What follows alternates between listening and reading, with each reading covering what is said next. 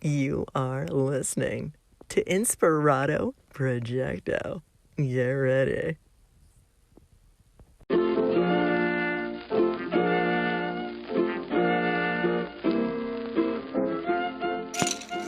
Oh man, this is so exciting, you guys. It's January 17th, 2019. Welcome to another episode of Inspirado Projecto. Today is Andy Kaufman's birthday. For those of you who are unaware of who Andy Kaufman is, he's a comedic genius, and he never considered himself a genius. He always considered himself a song and dance man.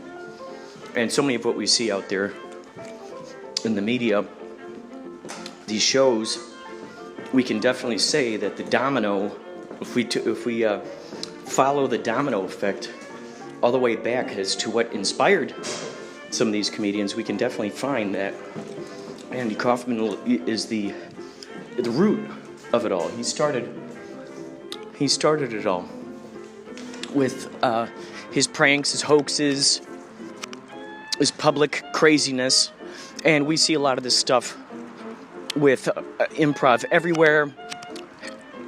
Sacha Baron Cohen, his stuff with Borat, Nathan For You.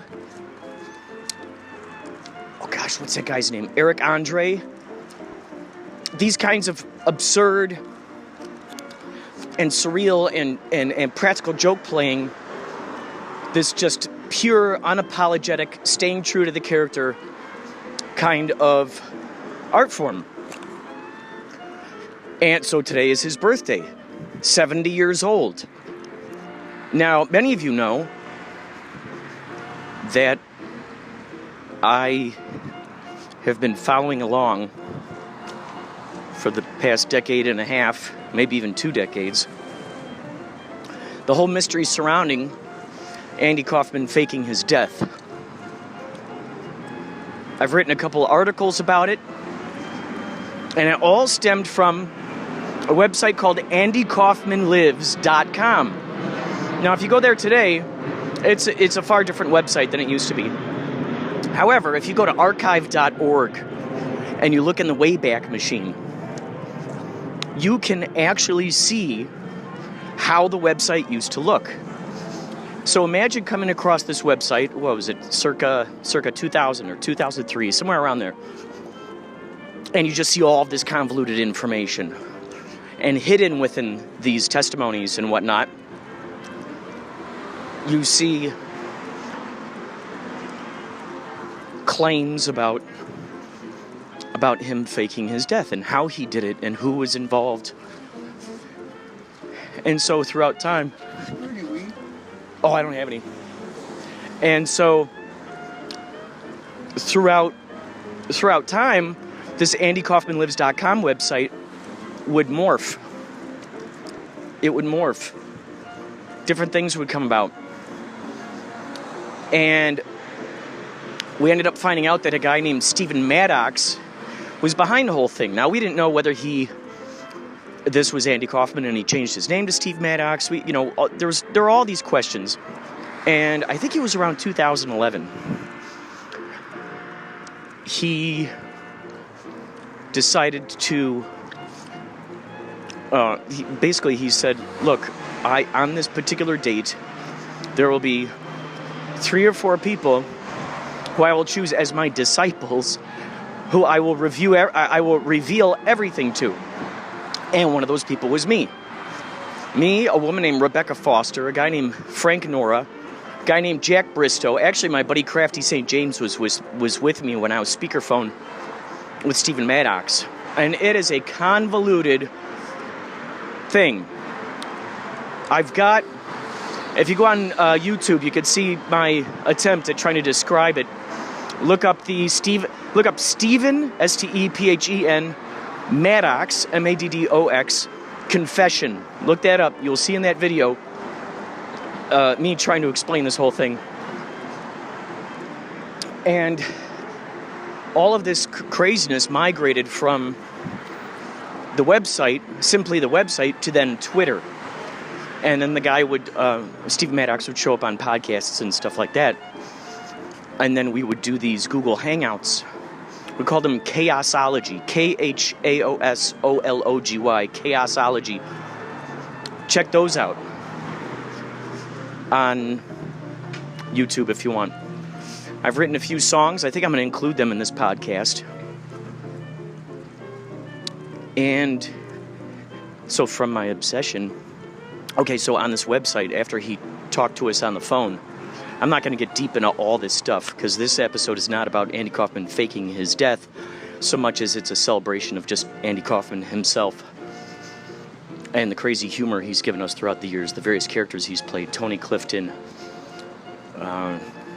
Latka, Foreign Man, just the craziness and the weirdness, Fugly the Clown, there are all these different...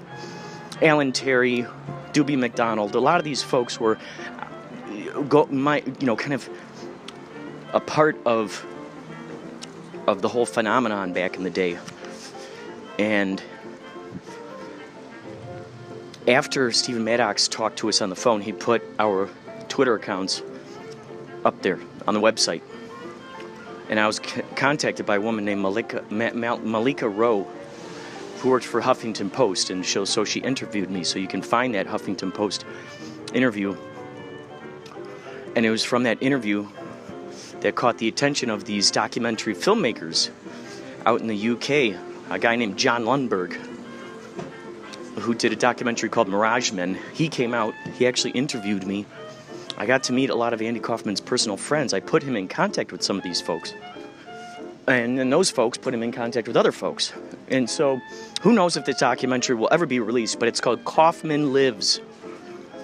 You can check out, if you want to go deep down the rabbit hole, I've written a couple articles. There's one called April Applauds Andy Kaufman's Archives.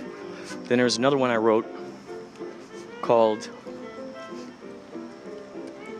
Andy Kaufman's Fake Death Archives Are Alive, or something like that. Well, I try to use as many A's in there to try to get it near the top of the search engine. So maybe I'll link those in this episode when it goes out there. So, having said all that, hanker down and take a gander at the comedic genius known as Andy Kaufman, and thank you so much for listening to Inspirado Projecto.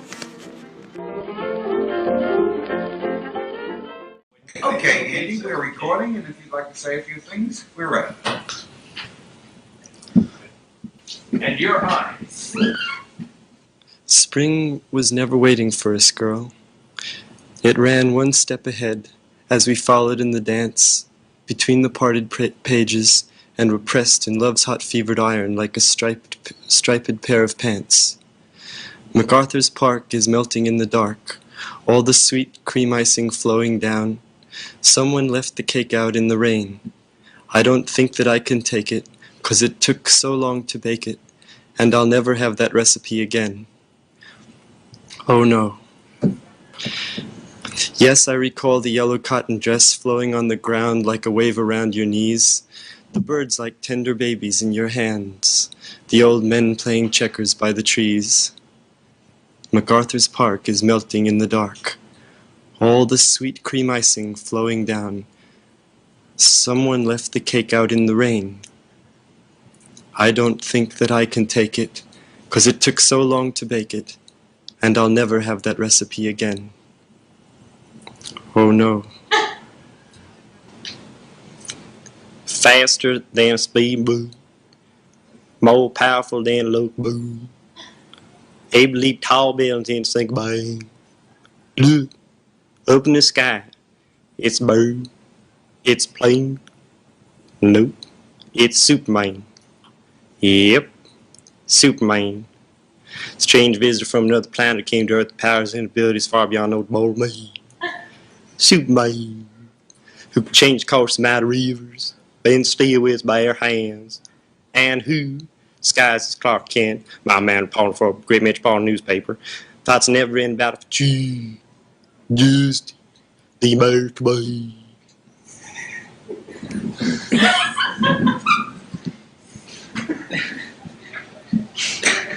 Thank you.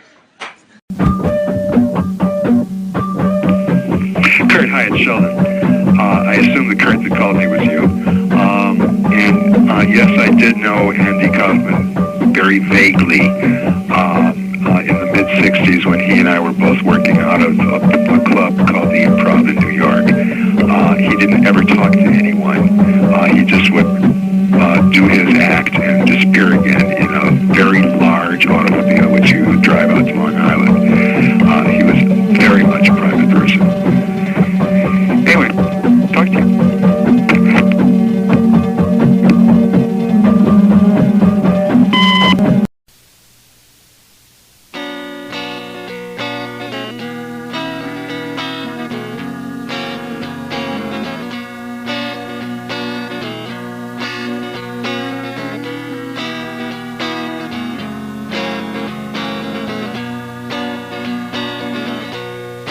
If you notice on stage right here, refrigerator box,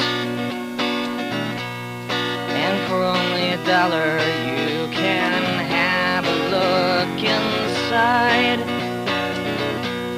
And to prove there's something in there, I'll take an audience volunteer. Ma'am, look in that hole on the side and tell us what you see.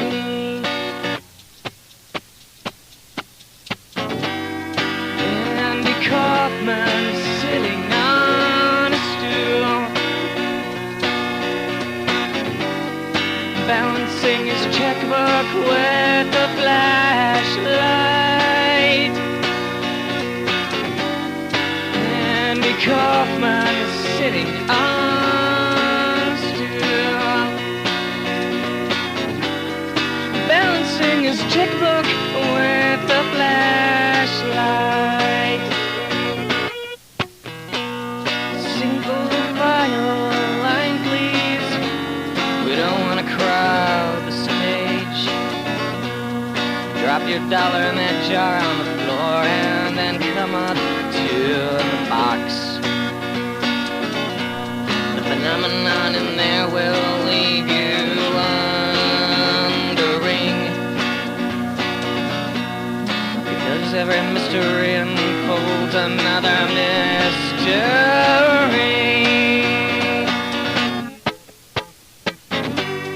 Andy Kaufman sitting on a stool, balancing his checkbook with a flashlight. Andy Kaufman is sitting on the stool, balancing his checkbook with a flashlight.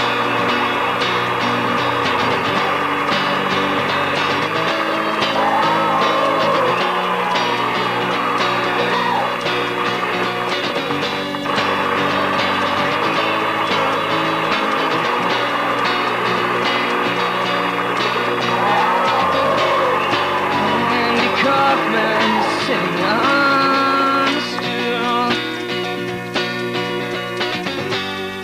balancing his checkbook with a flashlight. Andy Kaufman is sitting on a stool, balancing his checkbook with a flashlight.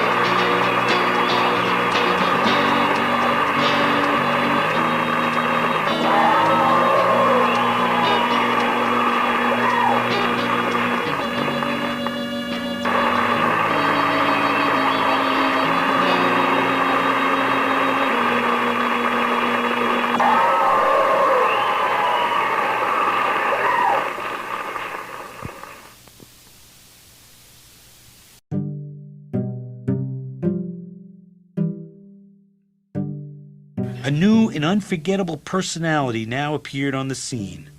His name was Tony Clifton. Oh boy, One of the characters that he created, Tony Clifton, was an incredible character. I found it incredibly entertaining. Most of the people just sat and scratched their heads.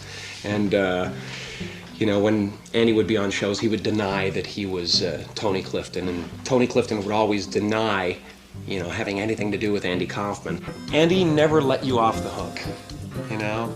Everybody else had an out. Hey, folks, that was a joke I just told. Andy went home, put his head on the pillow and went to sleep knowing that most of the audience was going, he doesn't really feel that way, does he? That takes guts. The reality is that most of the time, Tony Clifton was played by Andy Kaufman's writer, Bob Zmuda.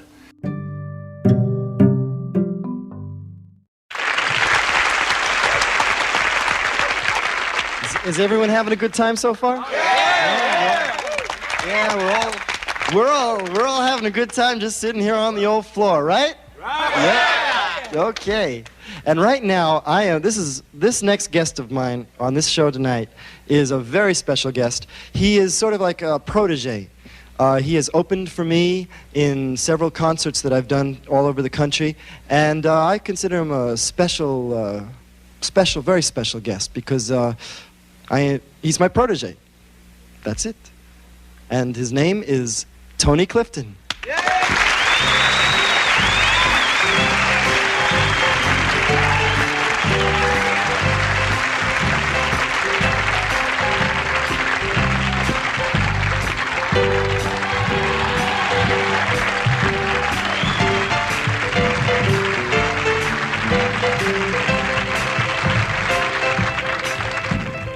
How you doing? All right. Nice to see everybody out here. Everybody feeling good? All right. You know, I just came back from the East. Let me tell you something. It was so cold there. How cold was it? Oh, we asked you. I didn't ask you. Can we start this again? I didn't ask you. I didn't ask you. Come on up here. Why don't you come up here?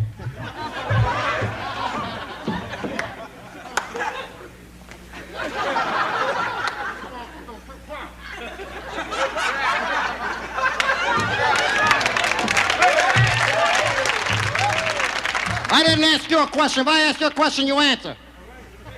All right, for you too. You don't tell me. Anyway, it was very cold out back east. I thought of something funny. You know, all buildings, they had to have heaters. So they make it hot. People go in the buildings, they cool, they get warm because they're cold on the street. I thought of something funny. What if they put air conditioning in the buildings instead? You know? That'll be colder.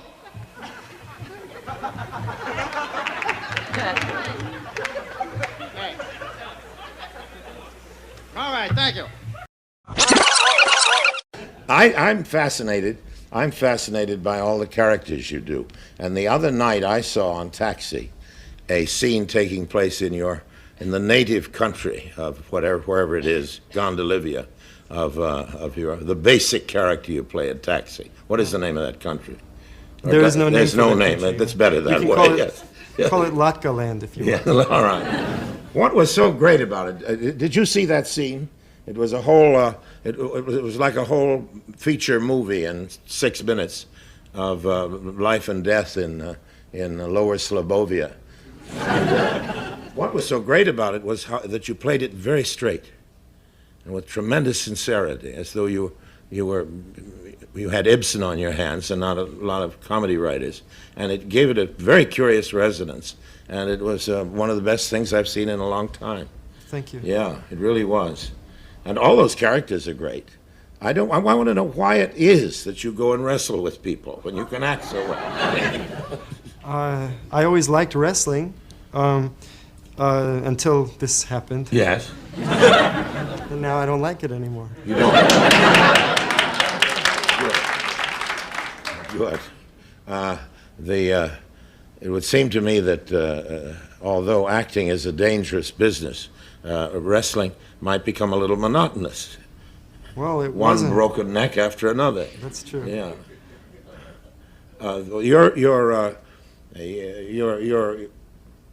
Your group in Taxi, is full of some of the most talented people in show business.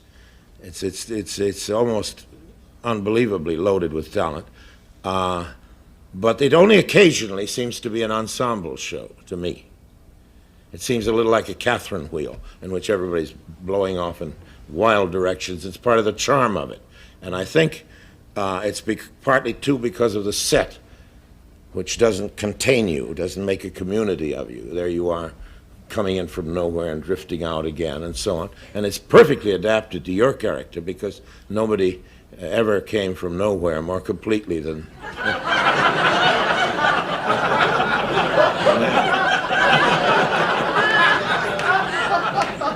You know, when I first used to see you on television, when you were doing that basic character, I thought that was all you could do. I didn't know you had another voice. Oh, I do. Yeah, I know you do. We've heard a lot of them. Yeah. Where did you find that original voice? I don't know. I grew up in New York, and you hear a lot of different voices in New York. And you don't hear that one. I think I had a high school friend talked like that, and also a college roommate talked like that. High school friend was from South America. A college roommate was from Iran. And I guess the blend of the two turned out... Well, actually, there was other people. Let me see. I knew another guy from, I don't know what other country, but it was just a blend of all the people from other countries that I heard, and I blended them all together and came up with that voice. Yeah, sure. Boy, is that a blend. And it's fascinating. I don't know whether it's the innocence of the fellow or the feeling you have that he is not stupider than everybody, but maybe smarter, that adds to the fascination. How long did you play him before Taxi? Oh, it was one of the first characters I ever did. The first character I ever did was my imitation of Elvis Presley. Yes, and I've seen that. That's great. Yeah, that's great. Have you seen that? That's sensational. The next character, after Elvis Presley, was that character. Yeah. Of course, the third character was well, he wasn't a character. There's a lot of debate about whether it's a character or a real guy. That's Tony Clifton, but that's a whole that's a whole other story. That's metaphysics. Yeah. Yeah. So those are the three early ones. Yeah. Now wait a minute. Just a minute. There's only one thing you need in life and to make you happy, and that is friends. That's all you need is friends, and then you'll be happy. Right. If you have friends, you'll be happy person. You also need the food and clothes. You need food and clothes, and you need the friends and the food and clothes. Then you'll be happy person. Okay. And a nice car. So if you have your friends and the food and clothes and the nice car, this is all you need. You don't need anything else except a home. You need the home, a nice house, and when your friends come over to visit you, they might want to take a dip. So you need the pool.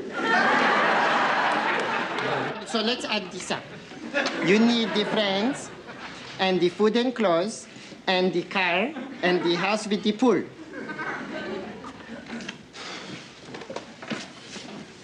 And a beautiful woman who have a nice body that make you foaming at the mouth. And she will sit by the pool in the bathing suit. It's all. You don't need anything else. You need the friends, the food and the clothes, the car, the house with the pool, the beautiful woman that make the foam come out of the mouth. You know, as long as you have the house with the pool, the car, and the beautiful woman, the friends would only get in the way. Forget I said anything. I don't know what I'm talking about.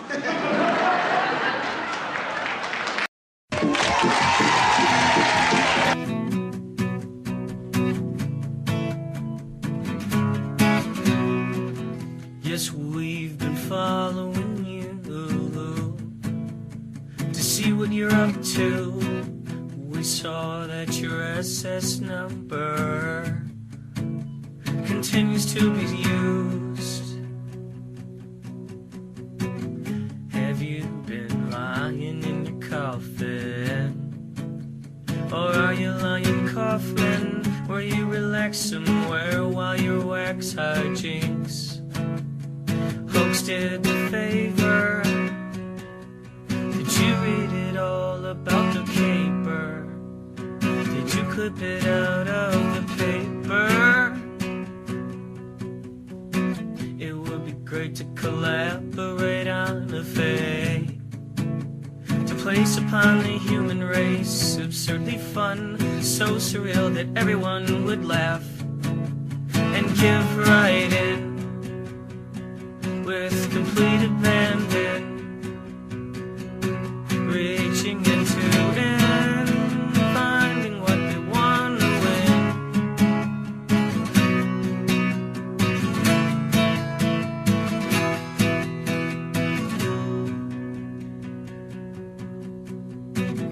Have you been lying in your coffin?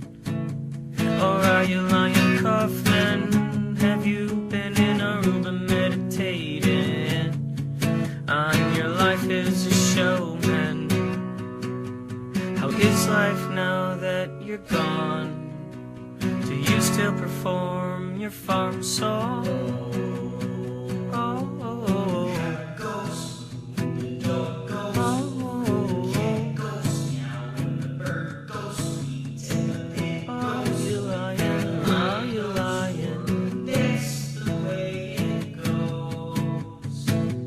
Are you lying or are you lying? Are you lying or are you lying?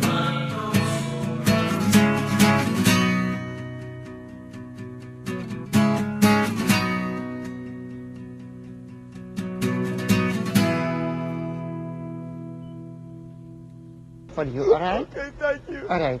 Thank you. Bye. Goodbye, everybody. Be good, and I love you very much. Okay, bye-bye. Okay, are we off the air? Where is my hamburger? Who wants to wrestle? Come on. Who wants to... Hey, Kurt, I'm late to the response table. Sorry, I just saw that you had left me a message. I'm still learning how to use this thing here, whatever it is. Anchor FM. Yes, I'm still learning how to use it. So I just wanted to say it was actually really nice getting to see you on New Year's Eve. And I hope you do have a great 2019. Just stay busy, and I'm sure you'll know how. You're good at it. You're a little hardworking SOB, you are. Anyway, love you. Mwah. Bye. How many people liked it? How many people didn't like it? Okay, ladies and gentlemen, I would like to say right now that I am highly insulted by that. I am trying my best. I am trying my best to do my best up here and to give you a show. I'm trying to give you a variety show. I've never claimed to be a comedian. I've never claimed to be able to tell a joke. I've never been able to tell a joke. I have never, what? If you want to heckle me, you win, because I have no comebacks. I have nothing witty to say. I never claimed to be clever or talented or witty. I came up here to do this because my family is together for the first time in years, and we're doing this show together. And if you don't like it, I'm sorry, and I'm sorry if I've brought all of you down. I came to see a good show. I'm trying to do some singing, some dancing, some songs with my family, and it's a variety show. So if I brought you down, thank you very much for showing me where I'm at. I guess I don't really have that much more to do. And if you don't want me to continue, then I guess I won't. So thank you for showing me where I'm at.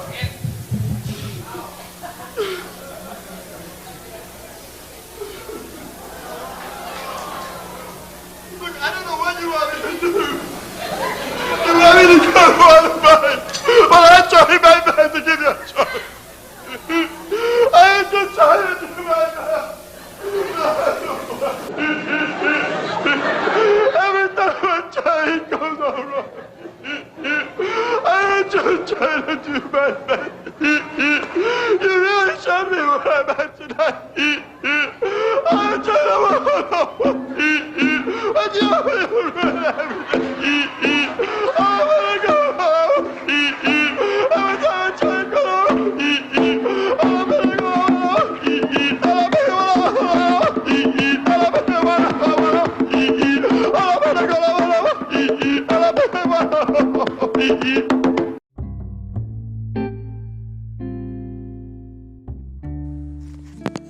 Bill Zemi wrote a book about Andy Kaufman called Lost in the Funhouse. Here's a piece from his book. In search of new credibility, he decided that he wanted to go out on the college lecture circuit. That fall, George set him up with a Pasadena lecturing agency called Stofan Blancart, and postcards were printed and later mailed out to universities everywhere. The postcards featured photographs of him playing Elvis and Latka, of him snarling as a wrestler, of him eating ice cream, of him wearing a straitjacket. The words on the back of the postcard read, "On creating reality, the physics of human response." Andy Kaufman's career of the past 10 years has been a series of experiments which form the groundwork for a thesis. Using film clips and telling stories, Andy will set you straight once and for all about his controversial career and how it relates to the dynamics of human behavior. For the first time, Andy tells the truth.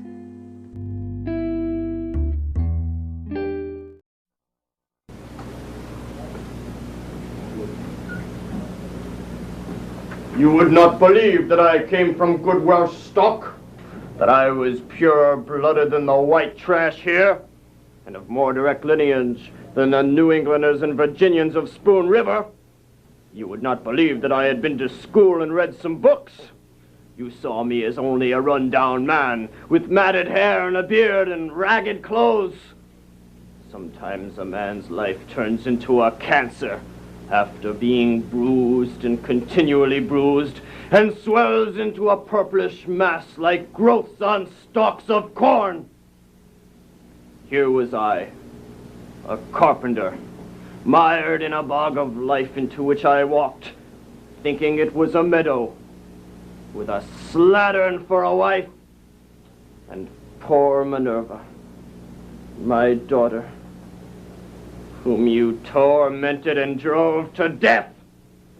So I crept like a snail through the days of my life.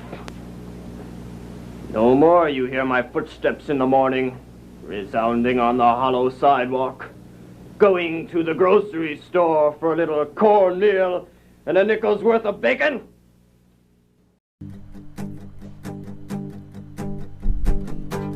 May 16th, the date of the greatest magic trick.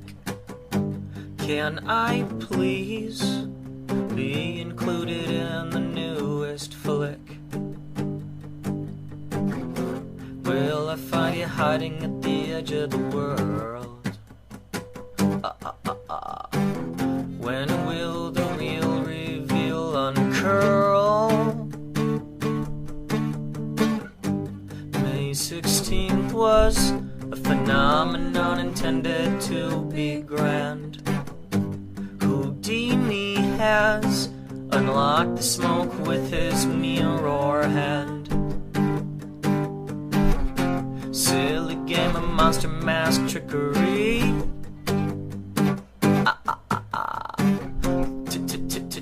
Terrified my curiosity. This puzzlementary, give to me the key. This puzzlementary, give to me the key.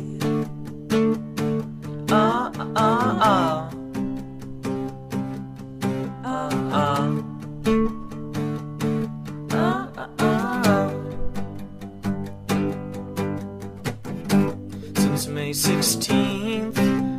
You've been running like a mad ox. That red screen just might reveal the Wizard of Oz, a reality that's harsh for our eyes. I wanna get the golden ticket. I wanna be in on a secret. This puzzlementary, give to me the key. This puzzlementary, give to me the key.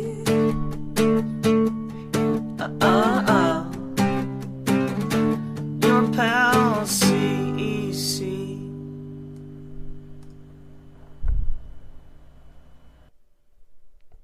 Well, day before yesterday, I got a knock on my door, and a man delivers me a videotape and this, which is a deposition given to a lawyer and a court reporter from Andy Kaufman, and apparently I'm being sued by Andy Kaufman now. And I just want to show you this tape from Andy Kaufman if you want to look at this. Okay. Can you run this? Yeah, this let's is the silliest thing you've ever. Do you remember me?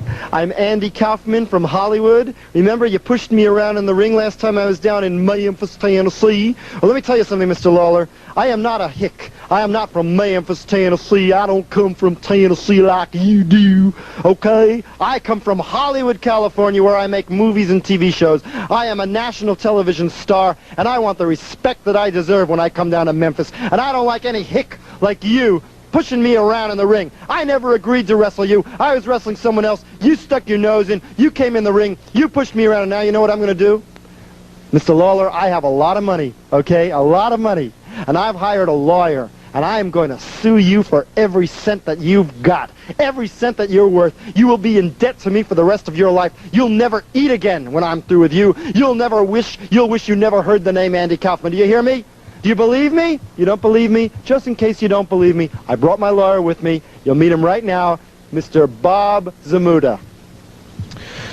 Oh, Mr. Kaufman, the bottom line is this. The law is the law. Assault and battery is assault and battery. It does not matter if this man attacked you viciously on the street of New York City or in L.A. Well, it wouldn't happen in Los Angeles here.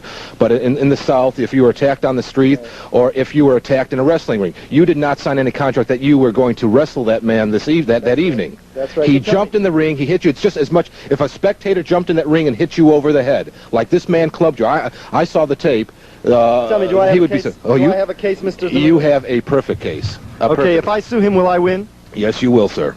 Okay. Will he ever eat again? If somebody gives him a handout.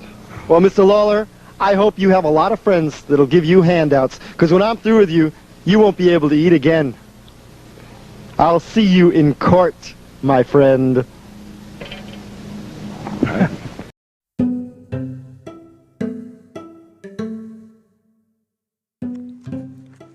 Andy is also a writer and a poet. He wrote 3 or 4 books, one called God, one called Poetry and Other Writings, one called The Huey Williams Story, and the other, unpublished, called The Hollering Mangoo. This is a portion from God.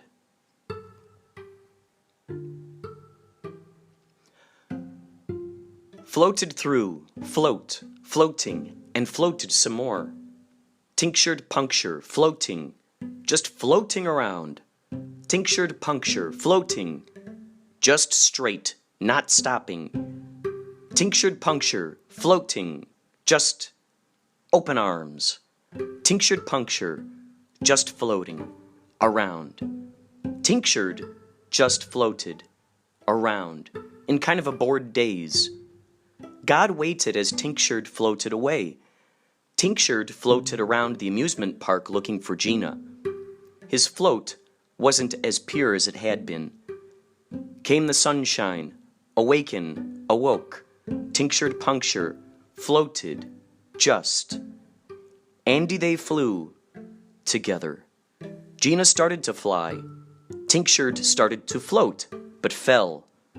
Gina reached out and took him in her arms. He held her tight as she flew, and when he was ready, he let go of her and started to float, and he took her hand, and they flew away together. The end.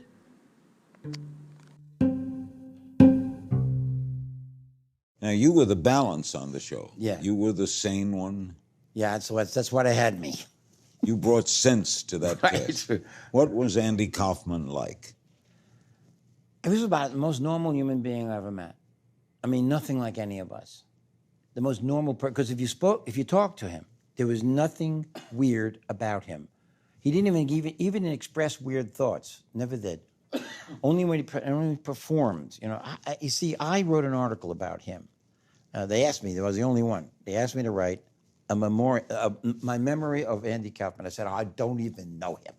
I really don't. We never spent any time together. I don't know. They said, write that. So I wrote this article on him. It was called, I don't know, As If. He was a guy who, if he could fool you long enough to think about, to believe something, which is really what actors do, then he wins. People think he didn't die. That's right. And I wish they did the movie that way.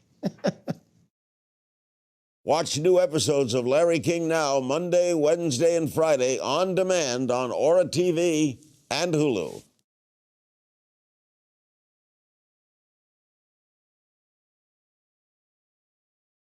This is a love song.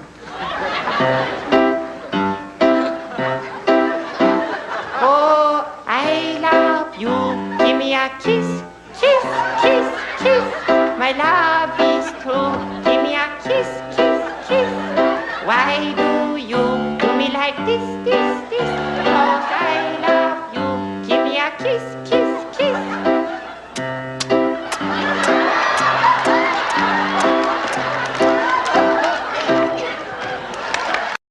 This is a love song.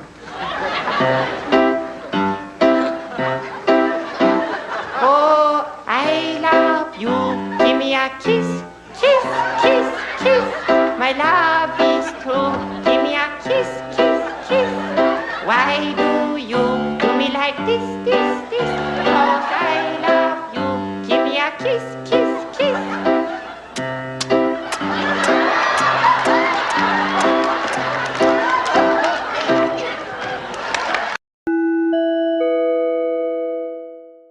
You can ask all my friends. They say I look just like Andy Kaufman. I am Excuse Andy me, sir. Kaufman. You're him, all right? Just wait I am Andy Kaufman. Sir, excuse me one moment while I talk to Alvin. You want to talk to Alvin? Hold on. Here's the man claiming to be Alvin Sater, Andy Kaufman, Alvin. Yes.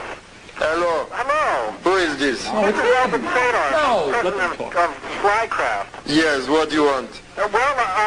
What, I hear you have lawsuits. Yes, we do have a lawsuit. What is this about? What is your lawsuit? Well, What is it is problem? about allegedly Andy Kaufman wrestling with Mrs. Nanomaker on the air, I don't know, a few shows ago. So what is problem? What is wrong with that?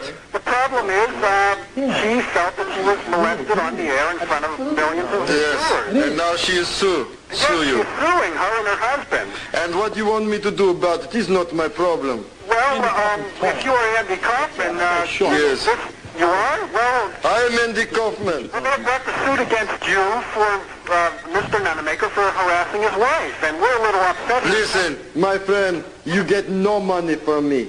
You think you are a crackpot, but you get no money from me. You haven't dealt with Sylvester Kraft yet, I'll tell you. No, I deal with you, my friend. You come here in this studio right now, and I will punch you in the nose. Hey, I will punch you in the nose. Hey, whoever you are, you don't do that on the Flycraft Hour. Come on. Come on, come here right now. I challenge to punch in the nose. Well, look, I'm going to get the red on top out of Company Town tonight, and I'll be there. What? I'll be there. You be here right now. You come here right now and you punch in the nose. Well, if I could I don't you.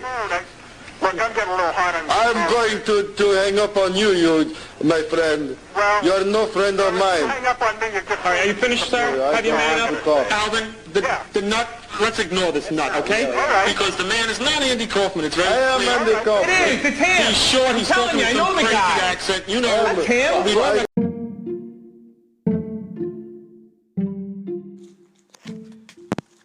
This interesting story comes from a website called Kaufman Confidential. And it is a story from Michael Kaufman, which is Andy's brother. In Michael's collection is a wonderful series of communications where Andy went to visit a girl who was dying. She was a fan of his. And when his plane was delayed in Chicago on its way to Washington, he drove out to Demote, Indiana, to visit her. Word got out at the hospital, and Andy wrestled 3 people. I have pictures.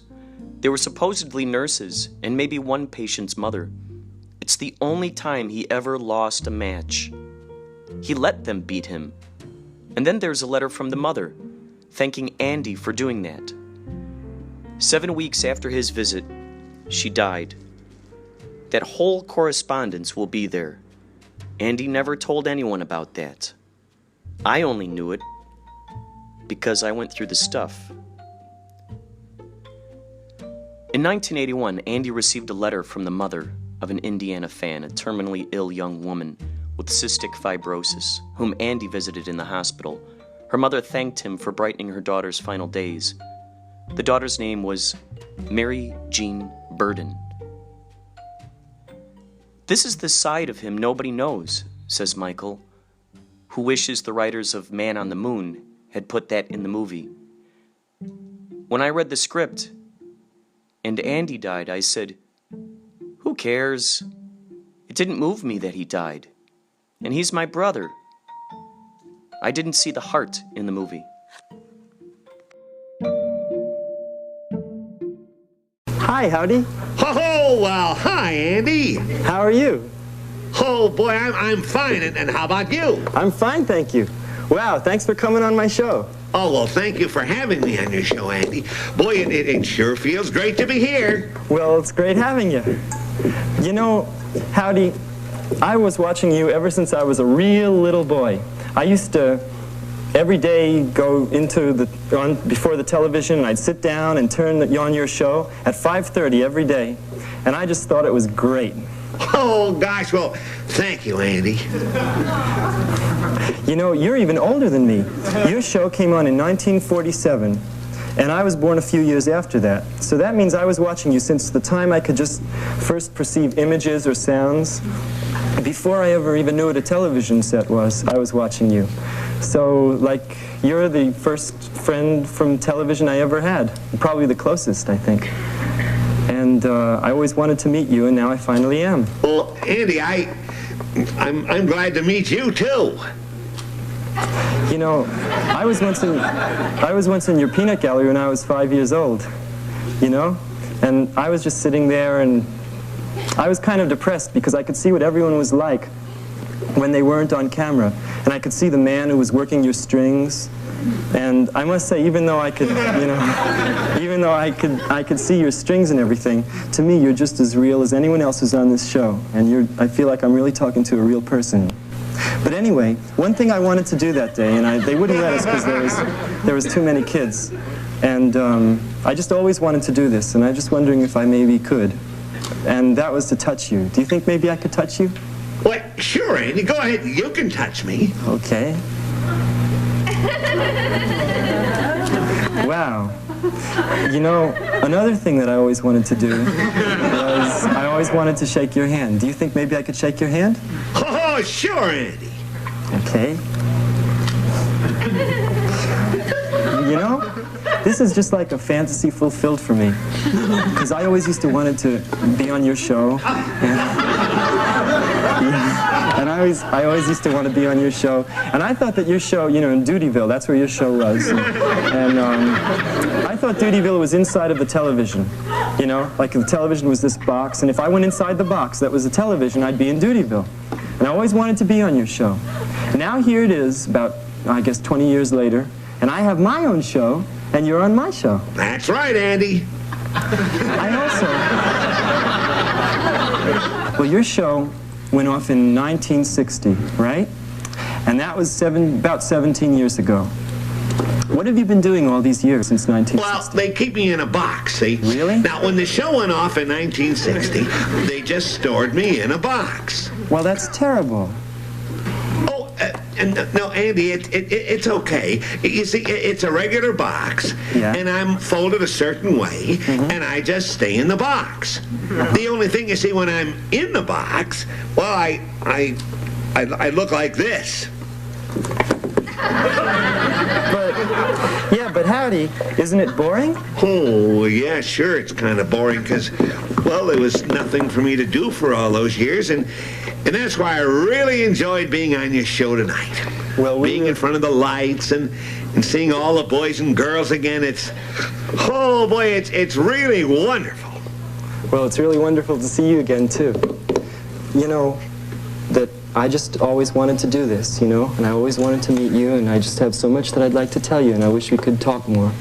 But, you know, I just want you to know that I love you, and this is really something for me. So, is there anything that you'd like to say to all the boys and girls? Well, I just want them to know that, well, even though they're all grown up now, they should never forget all those things we hope they learned on our show. You know, things like, oh, they should always brush their teeth and eat the proper foods and listen to their moms and dads and be nice to people. Oh, and you know, those aren't just for kids, but also for the grown-ups, too. And no matter how old they get, please remember that, well, Andy, I'll always be thinking of them, and there'll always be a place for them in my heart.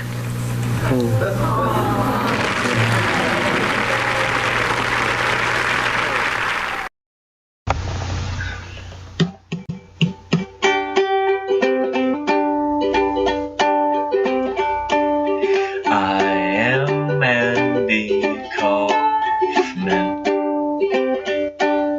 humble song and dance man. Only some will understand my top secret master plans.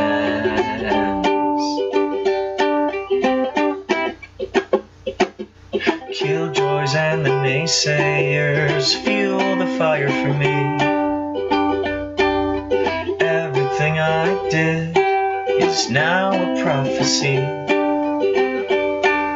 Since you're here and I've got your ear, might as well tell you a story. I am Andy Kaufman. Kid McCoy switched Nathan. He crawled into the casket. Can you believe that? Like putting a rabbit back into its hat. Like squishing the ice cream, melting it flat. Wave howdy to your duty, pulling strings for me, and opening wide the curtain of puzzlementary.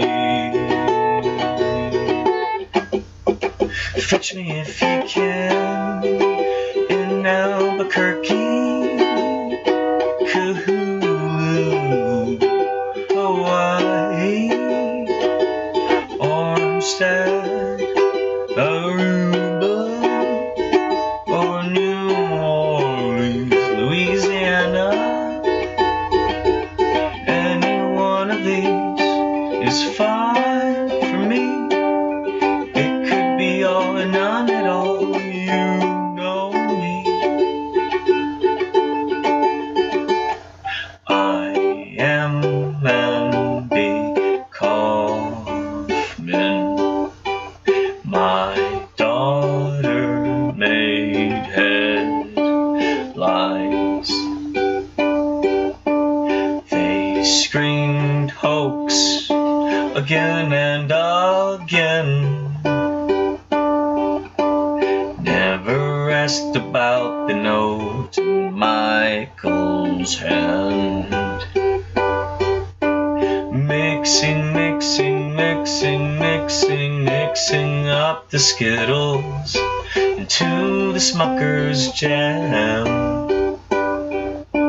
Stuck at the Murors, right where they stand.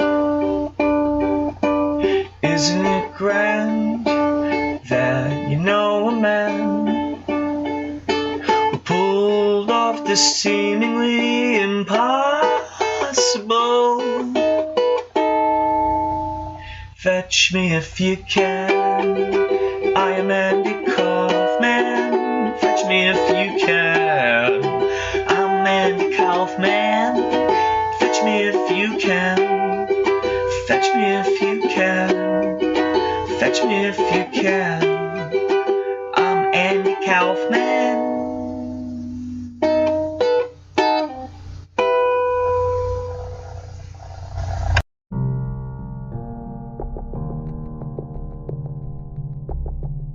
That got him killed.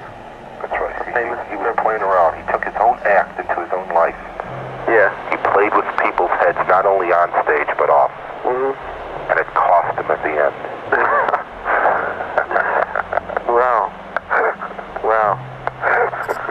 That would be great. Except I don't think I'd want to get killed, though. You know what I mean? Yeah. I don't think that part. I wouldn't like that part. But we could fake it. Huh? When I'm more famous, we could fake it. Yeah. We could do stuff like that. Oh, well, of course. Yeah? Of course. But then wouldn't people hate me when it turns out I'm really alive? No, because then every few months you die, right? Oh, and then you know what? What? And then? Every few months. Yeah, that's great. Every few months you die, right? Yeah. And then for a while, everybody says, he's just putting this on. And then all of a sudden you die, and I go on TV and I swear that this time it's true. It's no joke. Mm-hmm. That's it. I'm leaving the business, you know. All these people never see you again. Yeah. That's it. For 1 year, nobody hears that. And before it was like you die and then a week later you come back. Mm-hmm. This way, for 1 year, nobody hears anything. We have a gravestone and the whole thing. Mm-hmm. And then you come back again. Mm-hmm. Just, you know how you come back? Just a stupid foreign man, like on the Dick Van Dyke Show or something. Yeah. The same thing. The original act. Yeah. You know? Yeah. Your original act, and you can even use a different name. But sound exactly the same. What about with a mask? Huh? With a mask. Like a wrestler. Yeah, with a mask, doing the same act. Yeah. People say, that's him. That's him. And then when you really die, nobody will believe it. Uh-huh. Years could go by and they go, nah. Like when Jack Benny finally turned, you know, he was always 39. When he really turned 40, they didn't believe it or something. Right.